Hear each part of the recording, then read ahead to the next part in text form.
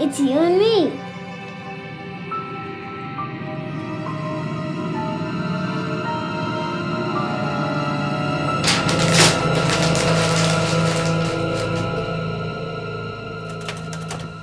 Prank played leaves Shakespeare rolling in his grave.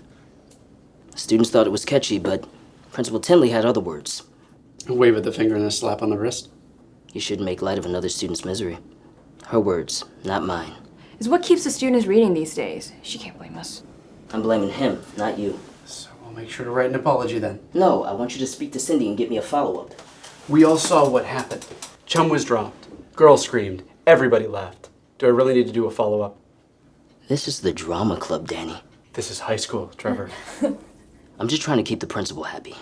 Because if she's happy, we're happy, and she won't axe our club when the budget cuts come around. So, Danny, shut up and take your pen and paper over to the drama club. Hi. I thought you looked familiar. Do I know you from somewhere? I don't know, do you? Maybe. Oh, are you up by Columbia? I take class there, so. No. Where do you work? I work in the East Village. Oh, that's probably why it is. I host a stand-up comedy thing in the Jar Bar in Prince Street. Oh, okay. Yeah, so you know. So that's it. Yeah. No. Where do you live? You know, I should probably get going. Yeah. No worries. Nice to meet you. Boy, look, I know that you've been through my stuff. I can tell when you go through it. Now just tell me where the money is. Chloe, come on, please. I need that money. We need that money. Come on. Where is it?